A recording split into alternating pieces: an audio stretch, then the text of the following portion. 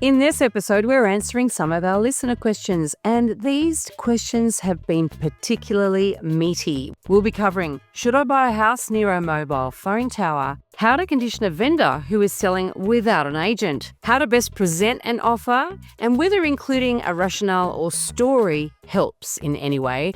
Whether a property that trades a lot is really a red flag. What to do when you suspect you own some dud properties in your investment portfolio. And finally, whether to persist with the buyer's agent you've lost confidence in.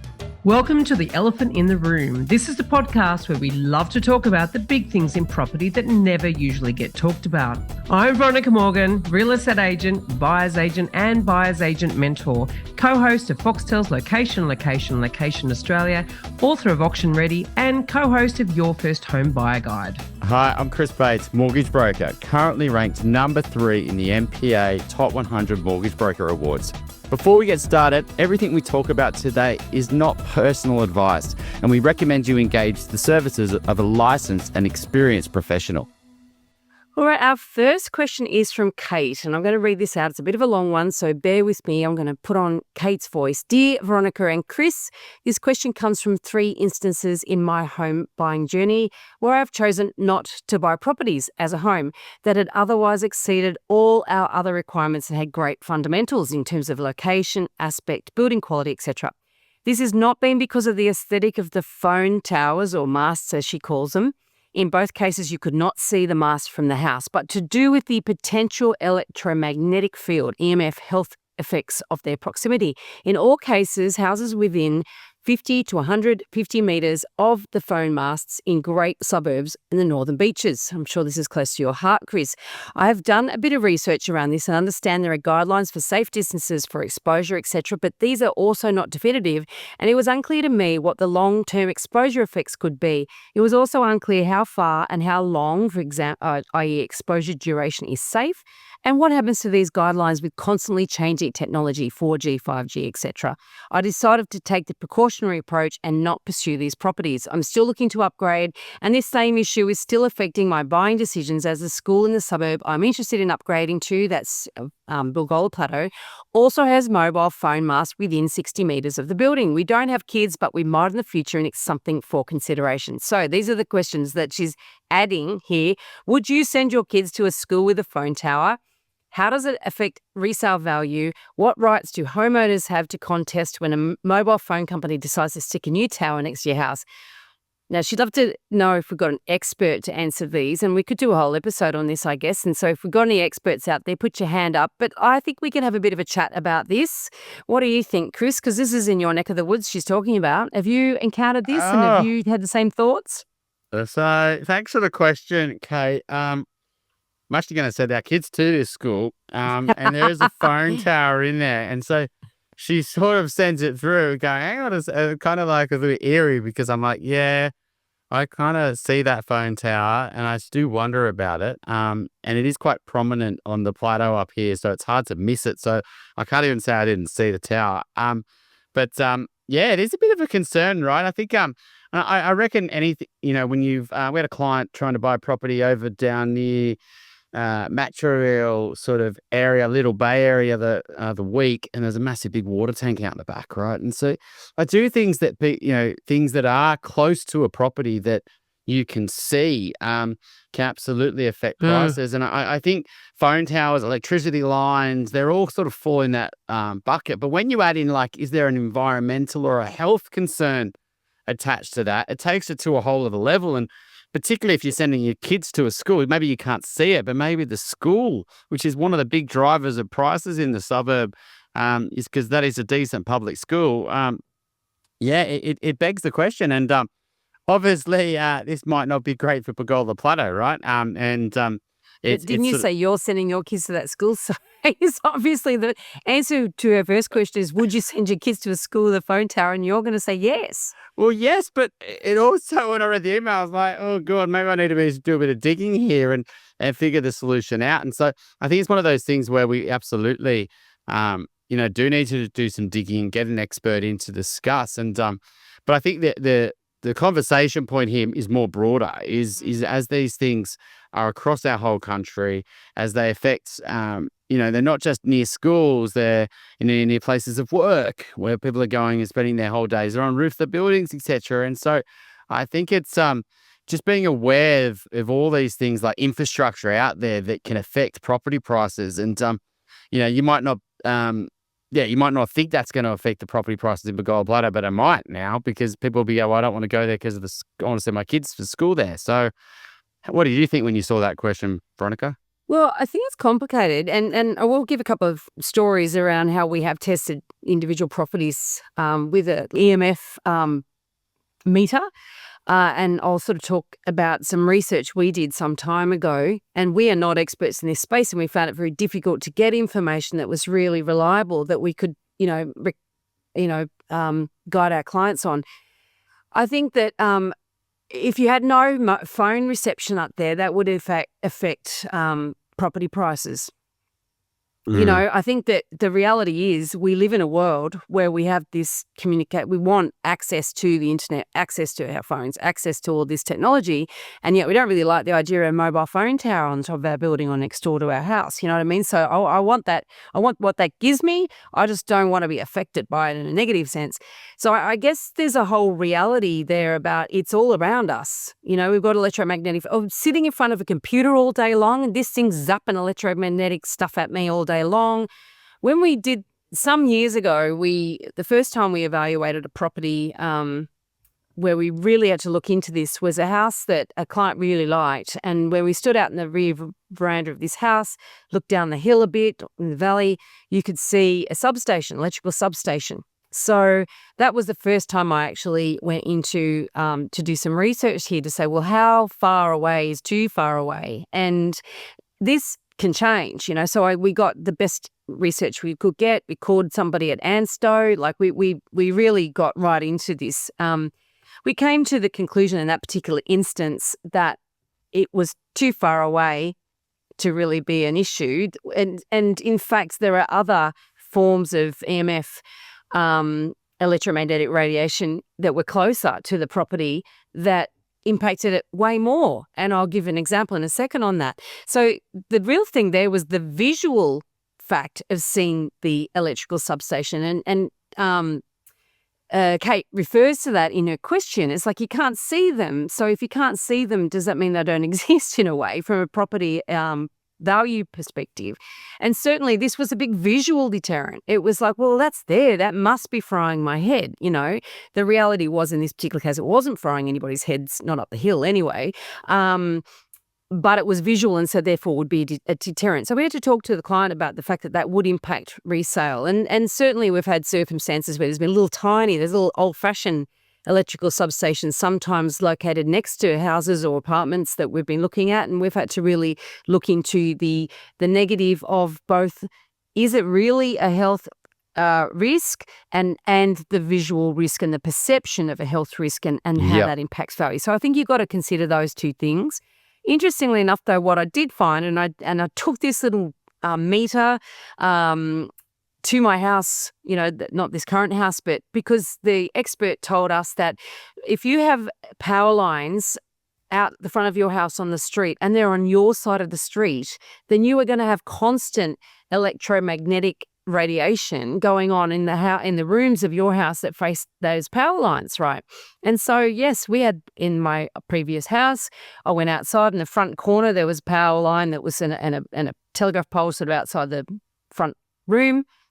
And sure enough, that room absolutely had a constantly high level of electromagnetic radiation, went into the red zone, and that never went away because there's power lines out there all the time, right? And that's not your big, major, tower power lines that people freak out about. This is just your normal suburban power line. So I think the reality is, in terms of would I send my kids to school there, we've got to sort of understand that this stuff is buzzing around us all the time.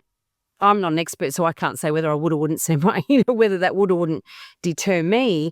But it's not just what we can see that is creating this as an issue. And I do think there was a question. So yes, it affects resale value in terms of the visibility of it. And I certainly, even if you couldn't see something that was right next door, and I take one of those little meters and I could the whole time, I'd think twice about, following this, we did actually look at a property or call in to evaluate a property. It was on a corner, and on both sides of that corner it had the electrical wires running both ways. And I'm like, you know what? Actually, now I would not want to buy that property. It was a single fronted dwelling, which meant every single room had it. And there was no relief from that room. And, so that there are things that we can be aware of, but whether they impact on resale or not is determinant on the education or the understanding of the person buying the property.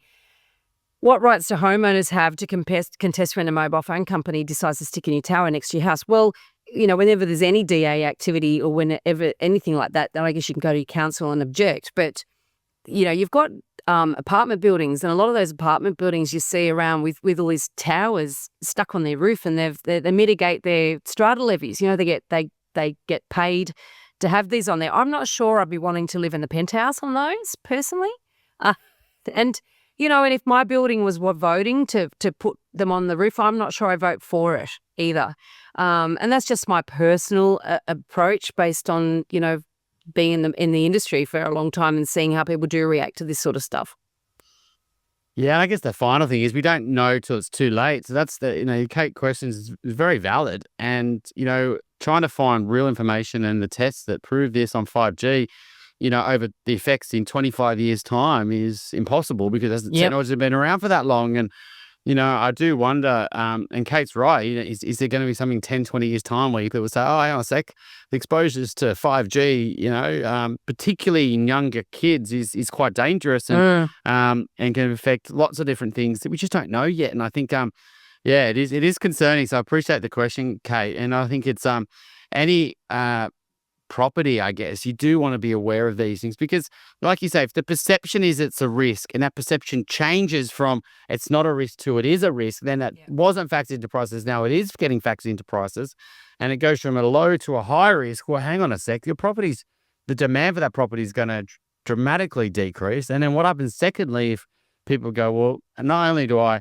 want to not buy it, but I actually don't want to live there. And so all the owners want to sell. And so you go from a point of view where you got no buyers and lots of sellers. Well, it's not going to be great for prices. Now, I'm not saying that's in this situation, but I do think that, when perception changes dramatically, prices can change in line with that. So, it's a good question. But any experts out there who know this space, absolutely, definitely come on. Yeah, we go to second question. Yeah, this one's from Lee, and she's used the facility on our website to leave a voice message. So we appreciate that, Lee. We love it when you say the question, not me, because let's face it, your voices are much more interesting than mine. You're hearing mine all the time. So I'll just play that very quickly, and then we will get into the answer. Hello, Veronica and Chris. It's Lee here from Queensland, and I have 3 questions for you. First is, as a buyer, how can we condition a seller who is selling their home privately? So they've got it up on realestate.com, but they're not using a real estate agent. We're finding it difficult to do all the heavy lifting in terms of that conditioning, and just wondering whether you have any tips on how to do that, because obviously usually a real estate agent would be the in-between person who does all that conditioning, which makes it a little bit easier for the buyer, particularly if the seller has a price expectations above what is realistic. Secondly, when presenting an offer either to a private owner or to a real estate agent, do you have any tips on how to present an offer rather than just saying, okay, we'll give you X, Y, Z and these terms? Is it worthwhile including a rationale for your offer? So listing comparables, talking about price per square meter, talking about other pros and cons of the property and what has led you to your offer. Does that have any weight in it when you're submitting to a real estate agent? Or do you think that's a good way to go when submitting an offer to a private seller? And last question is, with this particular property we're looking at the moment, which is being sold privately from the owner, we've noticed that it has changed hands every 5 years. So apart from that kind of sketchy sales history, it ticks every other box of a Class A asset. So we're wondering, why is it changing hands so often? And Should we be cautious about this? Are there any other questions we need to be asking because of this sale history? Would really love to hear your thoughts on these 3 things. As always, love your work and your commitment to producing high quality content. Thanks, guys. So Lee's obviously looking at a property that is being offered for sale by a vendor not using an agent, which, as a buyer's agent, I hate.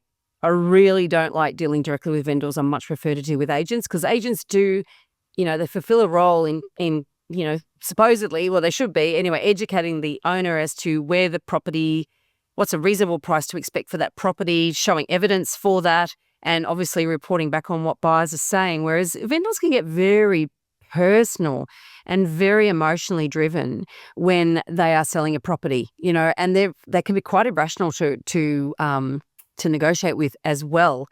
Have you ever come across that, Chris? Oh, I think I've said on the podcast maybe hundreds of episodes ago, there was, I have seen it lots of times online and etc. But I'll never forget this property. It was near in your neck of the woods, just near the Roselle on the Roselle side of Victoria Street. Down Victoria Road. Victoria Road down towards now Lilyfield. It was down on the where the new West Connect site down that sort of hill, and there was this white terrace. This was besides the West Connects, what was going on there, it was a big wide terrace with a big solid place, and the whole family was selling this place. It was they'd done their own little brochure. It was a 2-page little document on Microsoft Paint. I reckon it was extremely poorly done. And they had their best cardio on when they were selling, and they were literally having a crack at being an agent. Like they was doing the whole pitch when you walked in and followed you around, and it just felt extremely weird. And good on them for having a crack, but it completely made me not want to consider that property, right? This is when we were, it's quite a few years ago. So I don't know. I guess if you've done it really well, maybe you could have a good crack. But this is an example of someone who probably shouldn't be selling their property. How they were going to negotiate.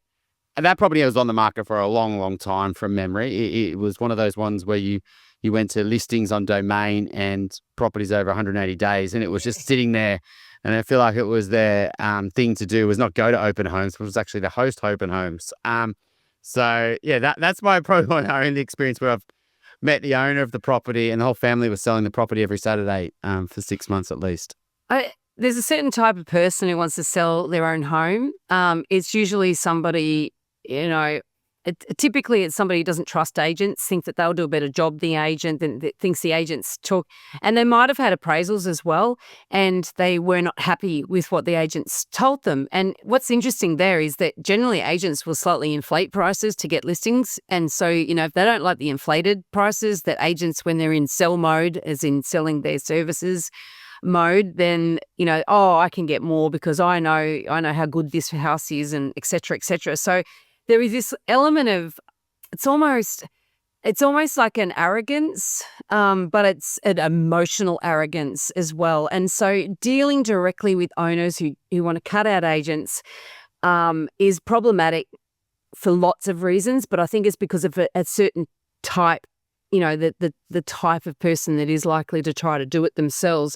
And so I think this question is great because the reality is that what they're experiencing is somebody who is not really anchored to reality in terms of what they think the property is worth. And so from an individual buyer to try to condition the owner, well, in that circumstance, the owner's natural reaction is going to be, you're just trying to talk me down because you don't want to pay what it's worth, because it's worth this and it's worth that and all the rest of it. So it's a very, very difficult negotiation to have because they take offense. And then that's assuming the buyer that actually wanted to push through the awkwardness of it, because it is awkward. People like to have that sort of that barrier, if you like. So how to condition a vendor who's selling without an agent? Sometimes you have to accept that you can't. And I think you have to sort of hold it loosely. Like if you're prepared to pay, if you want that property so much and it's so unique and really, really, really suits your needs, sometimes you do have to pay people what they want if it's that unique. But if it's not, and you suspect that they're completely out of control, often there's not much you can do to get them under control. Time might do it if they get to a point where they really do need to sell. So I guess sometimes what I would say is you put an offer in writing with just some recent sales that you're using, but really light on with trying to condition them because they don't want to be conditioned, which is why they're not using an agent. And if you get some engagement there and you get some meaningful negotiation commenced, then great, you might actually get to a point where you buy the property. But if you get that sort of full-on emotional roller shutter wall come down, then sometimes you just have to back off, monitor it, keep an eye on it. Maybe one day they'll give up and they'll get an agent involved. But some of these people don't sell. And, it's because they're impossible to deal with. So I would say just bear that in mind and don't have high expectations about doing a deal. How to present an offer, though, to an agent or even to an owner and whether or not a rationale helps. Now, how many people have you come across, Chris, and they like to put together a story about themselves? Their life story, why they want the house, why they love the house. They got kids, they got this, they got that. Why they sort of try to pitch this emotional, justification, I guess, of why pick me as your buyer. And I would say that in the majority of cases, that completely falls flat. There's a really small amount of cases where the vendor might actually relate and want to sell to that person and may even sell for less money than another buyer. But I would say that is in a tiny proportion of cases. Most times money talks. And in terms of even when you're justifying your offer, again, even if you're doing it through an agent, and we've had to do this at times, but it really is tricky because trying to give them comparable sales, that is, where they think theirs is better is always difficult. You go, it's not better. Like that one's 100 square meters bigger than yours. It's more renovated than yours. It's got a nicer outlook than yours, whatever. Oh, yeah, but, I've got a green wall and they don't have, there's all this really irrational personal comeback. So, I would say that in most of the time, none of that works. But maybe in a small proportion of time it does. And if the agent encourages you to do that, that's because they've probably got an owner that it will respond to that. And so I would always talk about when you're putting forward an offer, the first thing you do is ask the agent what the offer process is, and then you can ask things like, well, would it help if I pitch, why us? And the agent would just look at you and go, nah, in most cases. Oh, I think I absolutely agree. I mean, money talks, right? And, you've done this thousands of times more than I have actually, go out and actually making offers and getting, have I seen it work? Have I seen where clients have used letters and, and whether it would have worked with or without the letter, who knows? You just don't know, right? There's no. I've seen it work, by the way, but it's just a tiny proportion of times. Yeah, that's right. I had a client last week, they're buying eastern suburbs, this is a house. So, it's worth millions. Yeah, and, it's expensive. Yeah, exactly. And they went and they were sussing the property out outside of ours, and the owners were there, and they got 3 kids, and the owner's like, "Oh, you're looking at the place," and they're like, "Oh yeah, oh okay," and this is awkward, and they're just sort of, "How do you guys living in?" And the owners told them their full life story. That the owners were selling it to them. They were saying, we've done this so many times. We're flipping. We're now downsizing. This is our 11th house. And then they said, "Oh, do you want to come in and do you want to come and look at the place on Sunday?"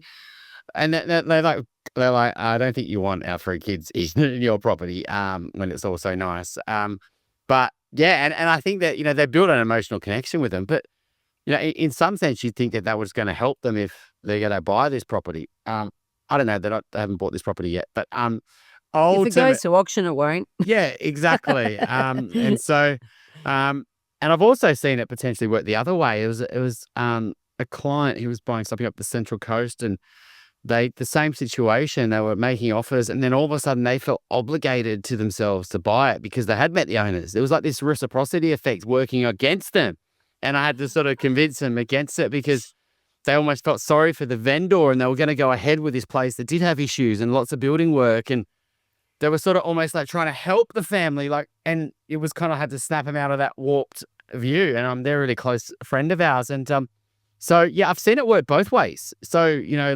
and where that client's almost got extra, they were just trying to, be nice. They thought the vendors were trying to be nice, but what the vendors are actually nicely doing, it was getting more and more attachment to the property with them. So yeah, be careful what you wish for a little bit here. But I have seen the letter work. Whether it works without the letter, I don't know, because there's never, parallel universe. But I've seen clients buy properties and use letters. Yeah. I've also seen vendors take offense to offers that they deem to be insulting. So you have to be very careful there. Very careful. And they really do take a set to against certain buyers. That person's not buying my house, and that's fine if there's no other buyers around, But if there's other buyers around, I've seen vendors take things personally and not sell it to a buyer to spite them. So, it's dangerous territory. I think you got to really work with the agent on that. Yeah, and I think agents they're the gatekeeper as well. Agents would like to be out there publicly saying, yeah, they never influence who buys the property. They never put their personal opinion in on who should buy the property. They never position offers better. They just always position them fairly to their vendors. I think that's all bollocks, to be honest. I think agents absolutely fiddle there, and they make a choice on who they want to sell that property to, and they work that buyer a little bit harder and work other buyers less harder. And if they think they've got a good deal on the table and it's with someone they think is going to be a good repeat buyer in the future, a repeat seller, and they've got a good connection with, or maybe they could sell another property of theirs, I think these things all come into play. And so I think part of the game is actually winning the agent over and making sure that the agent is on your side, because I've absolutely seen some buyers get taken for a ride and told, and end of the day, they're just using them to shop to other offers, and they miss out by $5,000. They're like, well, yeah, the agent never really wanted to sell it to you. They were just using you. And so I think you got to be really careful. And absolutely that low ball offer. Like if I was selling a property and it's a great asset and someone comes in with something just ridiculous, like I'm already on the back foot. I'm like, I don't know if I really want to sell it to this person. So how's that great for a negotiation? I don't know. That's it. Just annoying me now, Yeah. I'm on a personal mission to help more people make better property decisions. Most people don't realise that they can cost themselves hundreds of thousands of dollars over the medium to long term when they make property decisions without all of the information that they need. And what I do is help people with tricky real estate problems, which often masquerade as simple questions like, should I sell my investment property because the interest repayments are hurting? Or should I buy before I sell? Or the other way around. You can connect with me and access all of the tools that I've created to help you make better property decisions at veronicamorgan.com.au. And there you will find resources for first home buyers, details about my buyer's agent mentoring program.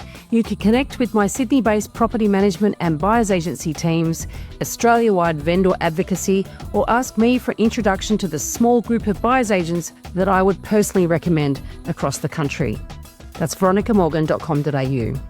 If you're looking to buy your first home, thinking of upgrading to a new one, or purchasing an investment property anywhere in Australia, we would love to carefully guide you through this journey and, importantly, get the finance right. Reach out via my website, alcove.com.au. And the final part of this question was around risks around properties that sell often. Like if you see a property that's transacted a lot, I have to say I do look at that. I think, why? Yeah. And I will go hunting. One of the things I often say to people is when we're doing an evaluation on a property, we've identified a property, we've recommended to the client likes it, then we go into full evaluation process. And it's like we've got this sort of jigsaw frame. It's like, a kid's jigsaw puzzle. You got the frame and you've got a pile of pieces and you start filling in the pieces and putting them all together. And sometimes you find you don't have all the pieces. And one of them, a good example of that would be, okay, I can see this has sold 3 times in the last 10 years. That's a lot. And I want to know why. And it might be that there's been some legitimate, reasons, but it's usually because there is actually something. It could be something to do with a neighbour. It could be something to do with the build of it that's just not a comfortable place to live in. It could be any number of things, and I want to uncover it. And a good agent will already have an objection handling, a dialogue around handling this. And so they're not necessarily going to be the source of truth on it either. Well, I've definitely seen buyer's agents do this. I haven't I've seen clients absolutely knock on neighbours' doors and in apartment complexes, and stand on the street and wait for people, catch a neighbour and chat to the neighbour about what's going on. And I think they're all great. You're spending X amount and you're going to be there for a long time. If you've got doubts on this property, figure it out early, not late.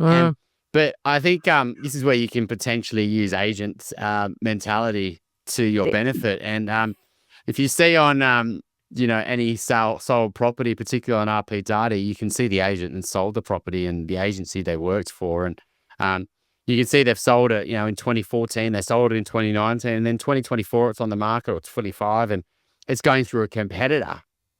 Well, that person knows that property, particularly if they're still in the industry. They might have even had a crack to go and do a valuation on the property and an appraisal, and they missed out because maybe they wanted to go with a different agent. Well, is that agent going to willing to tell you the warts and all of what made it hard to sell that property 5 and 10 years ago because they didn't get the listing and, want to turn you off that property? And so I remember even when I was buying, another agent called us and said, "Oh, look, I know you're almost going to buy this property. God, I nearly scratched my car getting my car in there." They try to pull that.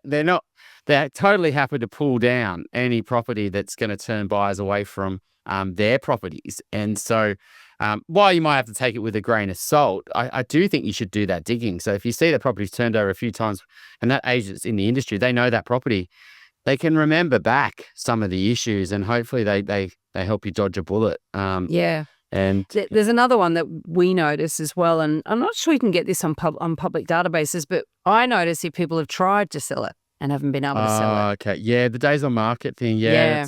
It's like, they tried to sell these back in 2020 and again in 2022, and now they're trying to sell it again. It's interesting. And that could be the sale by owners. The previous ones, they didn't have an agent. But yeah, you think, okay, well, any property that is difficult to sell is going to be relatively easy to buy in the whole scheme of things. And, if it's showing that it's been difficult to sell in the past, if it's not because the owner, and most of the time it's not, but sometimes it is, I want to know why it was being difficult to sell, because I don't want to inherit that. I don't want to take that on as a liability. Yeah, that's an interesting one, because I think there's a days on market mention. I'm sure it's on the RP Data app or on SQM or something I've seen. But, you kind of go back and you can see how days on markets have changed over the years as well at a suburb level and, and particularly houses or apartments. And you can see that, sometimes properties are transacting really fast, and they typically have, say, in the last 5 to 10, but, maybe 10, 15 years, 100 days was quite standard. And so you look at that property, it says, it took 4 months to sell. Well, that could have been quite standard in that environment, whereas today it feels really long. And so I think also getting a bit of relativity to that time and that location, it makes sense as well, because, sometimes market, and what was the market like back then? Was it a slow moving market, or was it a really Was it over boom Christmas? market? Yeah, or Christmas, when did they list it, and how many times did they drop the price guide, and all that sort of stuff can be online. So if you see some smoke, doesn't mean you can't buy it, but you don't ignore it, because you could just be stuck in that attachment to just pursuing this at all costs and confirmation bias. Well, the other bias you have to be careful of there is sunk cost bias. And that is when you do start evaluating and diving in and spending a lot of time evaluating a property, and then you've got all these red flags and you still do it, right? So you got to be very careful about that. Okay, our third question is from Kim, and it's a question in 2 parts. I'll give you the first part first, and then we'll get into the second part. And she says, and we love this, "Love your podcast so much. I've only just started listening to you over the past few months, but I wish I had found your podcast earlier. I've learned so much and realised that I've made so many Dumbo mistakes, and love how we are honest and caring." And we are. I thought using a buyer's agent was the right thing to do, but all of our investment properties aren't great. All bought by different buyer's agents, and I'm horrified by this, but I'm hearing more and more of it, okay? We have 4 investment properties, all bought for us by different buyer's agents, but our concern is that none of them are A grade, even though we sought the help of these experts, right? Yeah. 3 are in Adelaide and have done well just because of the whole South Australia growth. I don't think it's because of the property. I think we could have done better if we bought closer to the CBD. We use 2 different Adelaide buyer's agents for these 3 properties. The 4th is in Melbourne, but I regret buying this one last year. We paid $830,000, but I think it's now worth only $750. A well-known buyer's agent who wins Buyer's Agent of the Year awards bought us this one. We never would have considered an investment in this suburb. I won't say the exact suburb, but it is an outer suburb, 20 k's northeast of the CBD. And when I looked at public transport to get to Flinders Street, which I'm sort of picking that as a bit of the middle of the city, best time is 1 hour and 13 minutes. Like, it's 20 k's out, but a long commute. So here's the thing. I guess I'm very sorry to hear that you bought the idea that a buyer's agent should be buying you better properties. And I guess now you're educating yourself and starting to go, I'm not so sure. And so a better educated consumer can protect themselves from A, engaging a buyer's agent who's not that great, and B, from being sold a property that isn't that great. And now you're sort of starting to get that. So I guess let's have a quick chat about, I guess, what you do if you find that you've got things in your portfolio that aren't great. Because I think, Megan and I on Your First Home Buyer Guide, we did an episode recently on compounding. Yep. And I refer to something I read recently in The Psychology of Money. It's a great book, by the way. And he talks about if you've made bad decisions and you know that they're bad decisions ongoing, and they're not going to compound, they're not going to actually deliver in terms of your wealth growth over time, and you really know that you could have invested in better assets, sometimes you got to cut your losses. And the sooner you do that and redeploy and suck up the cost, because it is a cost, and then redeploy and buy better assets, the better you can get on with the business of compounding. So that's the cold, hard, brutal truth of it, really. And look, they might be okay assets, and maybe you need to have them assessed. I mean, I certainly do that in strategy sessions with people. I think, Chris, you do that sort of for your clients. It's quite difficult to get people that can honestly assess properties, actually, which is a real challenge. Or you can do the work yourself and really start looking at these properties and think, okay, are the locations really that great, and are the assets within these locations really A grade, and you're suspecting they're not. Then if you've got a long runway, if you're sort of early on in your working career, or even the middle way in your working career, then every year lost with dud assets is a lost opportunity. So I guess what I'd be saying is I'd be thinking very long and hard about cutting my losses, redeploying. Yeah, so I've had a look at this, and I've seen this a little bit with Adelaide as well. I think, Kim, while it hasn't been, you could have bought better, it sounds like the Adelaides that just benefit, rising tides lift all ships. But, it doesn't mean the tide's not going to recede, and you're going to start to see that gap and that underperformance between the better parts of Adelaide and yours is actually going to get worse. And so personally, if you're not sold on them being great assets, I would probably try to jump out of those and when the times are good. Now, if they're riding the wave okay now and there's no major issues in the short term, you might still want to hold on to them a bit. Like, it doesn't say you have to get out of them right now, but make a conscious decision that at some point you might going to have to take your money. You got to pay capital gains tax, but it's not the end of the world. But well, that's the other thing. I would always stage it, and I would stage it around partly around market conditions, but also with advice from your accountant as well, because you do need to have good advice in terms of timing these exits. Yeah, that's right. Exactly. And you're going to, over 2 financial years, or, do you sell one? Do you take a little bit off the table? So it's just sometimes you always have to sell your winners, and I think it might not be, it's considered a winner because it's gone up, but in your heart that it probably isn't the best. And what you're redeploying is the capital that you've made, after costs. You could maybe use that to pay off your home loan. I'm not sure if you paid off your debt. You could, you put that into offset accounts against investments. You could then get your borrowing capacity back from that property and together with other properties and buy another asset. You might put, go into shares. There's all these other options that selling gives you. And I think, not just buying another property. And so you can just live potentially a better, cash flow and a better life because of that. So just reconsider all properties always, never.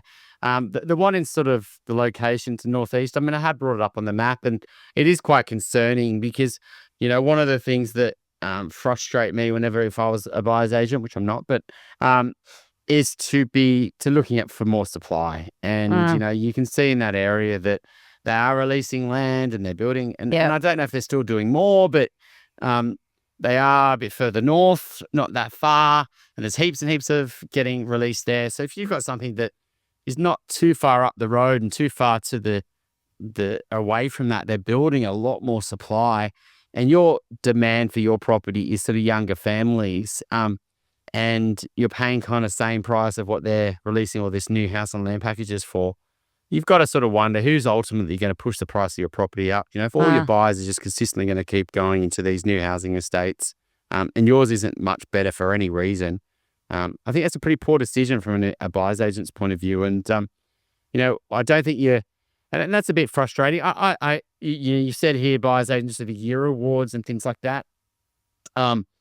I think this is just one of the problems with awards, really. And I think in the buyer's agents industry, the mortgage industry's got these issues, in fairness.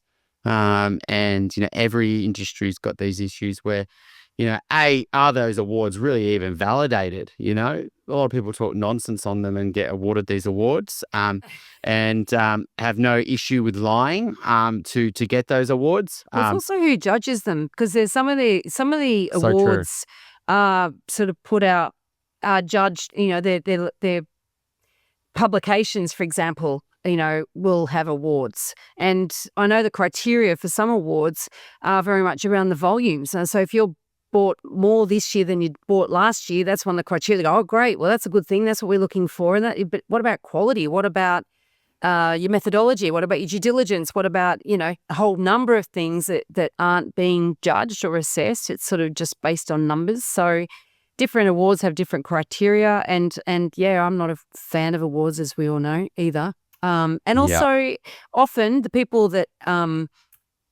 submit for awards, it's part of their marketing strategy because that's their way of getting credibility. And so often the more experienced players don't even bother even entering. So if you use awards as a criteria to choose buyer's agent, or anybody for that matter, then you're going to basically be excluding people that usually are a lot better at the job.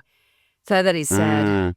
So look, I think I think getting holistic advice is difficult to do, but very important. And it's one thing that, we've done in our business increasingly over time is really listen to people's stories, understand where they want to get to, look at the gap between where they are versus where they thought they were going to be at this point of time, look at the actual assets that they are holding and assess those assets and work out, should you still be holding them or not?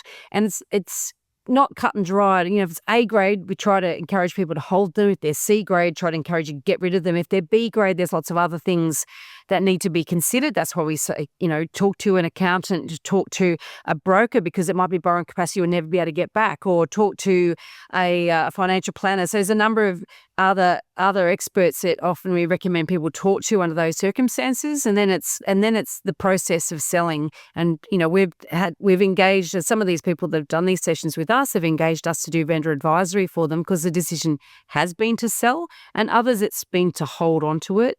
But at least that gives them clarity, and it's really difficult when you're suspecting that you're not holding great assets, because it was like a thorn in your side. And you sort of need to get to a point of clarity, and you either keep them, you don't keep them, whatever. But at least then you go, right, I know I've made a decision because I've actually looked into it and I've got better understanding of what I've got and what's going to help me in the future or not. Part 2 of the question, right? This is fast forward. Here we go. We hired a different buyer's agent 3 months ago to help us buy our 5th and last investment property. Experience so far hasn't been great. I chose them because they specialise in properties 1 to 10 kilometres from Melbourne CBD. I haven't been impressed with some of their recommendations, so I haven't gone ahead. I paid an initial $4,000 amount, but it's been 3 months and they haven't found anything. Advice and reasons for recommending properties aren't detailed, and they have presented properties way over their budget. What can we do? Keep getting them to look for an investment property for us, or can we just walk away? I just don't feel like they are helpful with advising best strategy for us. For example, they got a $900,000 budget. We decided on a villa unit. That's what they wanted to buy. We also said they'd be happy to go to $1 million for the right property. And last week they recommended a 3-bedroom house, which she loves, of course, but it's $1.2 million, way over their budget. And then she says, we have the $1.2 million borrowing capacity, but cash flow will be tight. We will be outlaying $3,000 a month on this purchase price. What should we do? Keep going with this buyer's agent, or cancel our contract with them and try to buy a property ourselves? Cancelling means we don't have to pay the remaining $12,000 fee. I worked out, though, that if I put out $100,000 cash plus $3,000 per month for the next 10 years into EFTs that grew at 8% per annum, we'd be better off than putting the same money into $1 million property. We're so stressed that I no longer want to invest in property. Maybe we should just invest in ETFs, leave the existing properties as is and don't buy a fifth investment property and tell the buyer's agent we don't want to buy anymore. What do you make of that, Chris? Kim, I think you need to just take a pause. I reckon if you haven't reached out to our team, we would love to help you rerun your numbers and think about this, because this is kind of like a prime scenario. Firstly, I think the buyer's agent's struggling to find a property because I don't think your budget's probably that great to buy a great asset within it's not, it's part budget, but they probably took on your brief a little bit, thinking that they'd just be able to find a property and maybe sometimes force you into a buy. Like, I think that's what happens. Once you're on the book, you sunk your cost in, and I have no idea what buyer's agent you've used. But I have seen that, and you as a customer sunk 4K in, so you just end up buying something.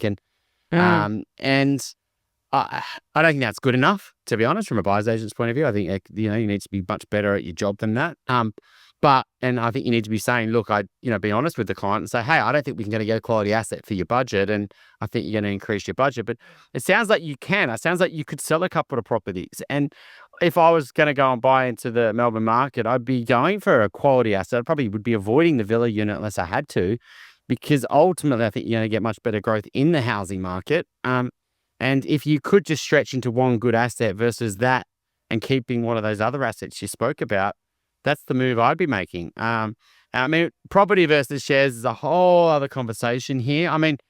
You probably won't have to fork out $100,000 to buy into the property. You probably got equity across your other properties that you can use. So you won't use any more cash, assuming, because, of the way that you're talking about things. And I don't think a $1.3 million property or two or whatever it is going to cost you $3,000 a month. So if you can afford $100,000 cash and $3,000 a month to put into shares, then if you're thinking that's what your cash flow is, I don't think that 1.3 is going to cost you that. The negative cash flow cost probably wouldn't cost you $36,000 a year after tax. And so, I don't know. I think that it doesn't mean property or shares, but maybe it's a case of saying, okay, I've got enough good assets. I've got no idea how old you are as well. Now that I've got enough exposure to property and the good assets, now I should start drip feeding money into shares, and now I should start building my share portfolio, assuming you're maximizing your super as well, which I just assume you're doing. So, they're all the things I'd be thinking about, is rather than just going, okay, I've got this capacity and let's not sell anything, never sell anything, that buy and hold strategy. Okay, well, maybe we could free up some cash flow, free up some cash, pay off our home, and then just get one good asset. And then it doesn't feel that stressful, and get into the housing market in Melbourne. And I think about dealing with a buyer's agent that you don't have confidence in. Yeah, that's an issue. You just got to pull the pin. You're shooting yourself. After 3 months, if you don't have confidence in them, then you're not going to suddenly get it, all right? And I've got a mentoring program for buyer's agents, and I really seek to raise the bar. But you know what? Most don't want to work on their skills. The majority don't, right? So we have a situation at the moment where you've got more poor buyer's agents out there than you've got good ones, right? So the good ones really look at honing their skills. And one of the skills that a good one will have is the ability to not just simply be an order taker, not to go, yeah, sure, I can get you one of them. But to actually really quiz you on what your options are, what you want to achieve, to show you examples and really talk to you in an advisory capacity to say, if you stick to that budget in this area, that's the sort of property that, that we're going to be able to find you. And these are examples of what I've sold recently that demonstrate that what I'm saying is achievable. But they're great assets and we should look for that, or they're not such great assets. And if you've got flexibility in your budget, you have an opportunity to buy this type of asset. And the reason I would recommend that is because of blah, blah, blah, blah, right? So, but a lot of these buyer's agents are just order takers. And like Chris says, they sort of take your fee, they take your engagement fee, and then they go, right, well, we've got to hope that, hope that I find something that fits, that makes you feel happy, or through contrition, is that the word? That you'll actually get to a point of just bowing under the pressure of the market, and you haven't found it. And so there you come up with suggestions as to, what you might be buying. And this is, this is part of the skill set of good buyer's agent that I see does not exist in many of these buyer's agents, they don't have a good onboarding process to really give you clarity as to what your budget should be buying and what makes an A grade the best possible asset you can get for your budget. And so that is something that's lacking. And I think that the other thing too is that, if you are looking at using a buyer's agent, you need to be thinking, what information do you give your clients, and how will you recommend a property, and then how will you work out whether I should go for it or not, and what it's worth, and et cetera, et cetera. Like, what information are you going to give me to support my decision making? And you're in the situation where you've experienced it from this buyer's agent and it's wanting. So I just think pull the pin. And then I think what Chris said is absolutely perfect. Pause and recalibrate where you're at. Look at what you've currently got and, maybe go and get another assessment in terms of finance, like Chris has said there. So I would reassess your whole situation before moving forward on another property. That would be my advice. Absolutely. All right. That brings us to the end of this episode. Although I have a Dumbo for you. Okay. I'm going to share you a personal Dumbo. This is not a property Dumbo, but it is a behavioural bias Dumbo. This whole podcast is based on an awareness of our subconscious mind and how we can, the elephant in the room, right? The elephant is the metaphor for our subconscious mind, and our conscious minds are the puny little rider on top of the elephant, thinking that we've got lots of influence over the direction the elephant goes in. And when we interviewed Simon Russell in our first episode, which we reissued a few weeks back, he said that knowledge isn't always a great defense. We can know that we are being influenced by things that aren't necessarily in our best interests. We can know that we're being influenced by irrational things, and yet we still actually make an irrational decision. So that this knowledge doesn't give us the full power to make the best decisions. And I was on Facebook Marketplace. I was actually looking for a mahjong table, right? Which I did get. And when you're on there, all of a sudden you get this stuff that pops up. All of a sudden you've got stuff in your feed trying to offer you to buy stuff. And this thing came up, right? And it was for Tupperware, because Tupperware's gone broke, right? And I've got a couple of Tupperware containers in my pantry that don't have lids. And I thought, have a quick look, see if they've got the lids, because you used to be able to buy them. So I did. And there were something like 500 listings, or some ridiculous amount of listings of different Tupperware pieces, and you couldn't easily search. So I decided to go trawling through. Obviously, I had a bit more time on my hands than I normally do. And I trawled through all of the pages, or like 10 different pages or something, of Tupperware lids and bits and pieces. I get to the end and I've got my cart. And I glanced at the top of the screen and I noticed there was a typo in the URL. And I know that you hear that you don't get scammed on sites that are spelt correctly, but you do get scammed on sites that have got typos in their URL, right?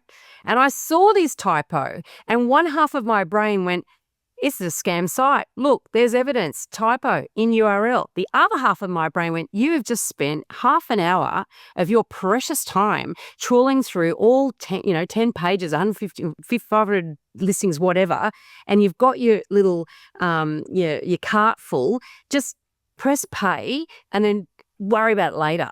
And so I did. And I got scammed, $58. So here's the thing. I knew. And with all the research I do on behavioural biases and the way our brains work, I knew I was being scammed. I absolutely knew it, and I still did it. And it was because of the sunk cost bias and wishful thinking. I wished that I could just get those lids and make my pantry look perfect.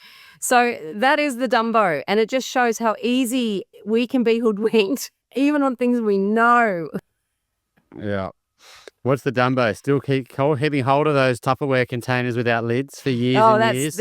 They're now in the recycling. Oh, yeah, that's right. Yeah. You don't like Tupperware anymore. I've let go. Yeah, that's it. I'm not letting go in case I buy a lid one day, but no, the sunk cost bias is so true, and it's so prevalent when you fall in love with a property and then you just keep digging and you start mapping out your furniture and the school run, and you just and there's this big screaming thing saying, do not buy this property, do not buy this property. I find sometimes people go ahead and do it. Yeah, and friends I just and did it with family. Tupperware lids, but yeah, I think clients. I feel like clients I can I can get through to them. And if they book a call, I'm able to. There's a client we're working on right now. I think I was probably able to get through to them that we all realized that we probably shouldn't buy it.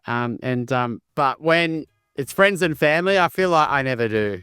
They're the worst. I feel like They are the worst. The sunk cost bias and I have no idea what bias that is. I'll have to find out what that one is. The friend family bias, which means that you don't take advice from people that are close to you. Well, you don't value it because you're not paying for it. Yeah, that's probably true as well. I'll talk to you all next week. If you have a question that you'd like us to answer in an upcoming Q&A episode, you can send us a voicemail or written question via the website, theelephantintheroom.com.au, or you can email us directly at questions@theelephantintheroom.com.au. If you like what you're hearing, please share this episode with others you feel would benefit. And while you're at it, why not leave us an iTunes review? 5 stars would be great. I know that sounds a bit cringy, but we have it on good authority that every review helps make it easier for other people to find out about us and hear what our amazing guests have to say.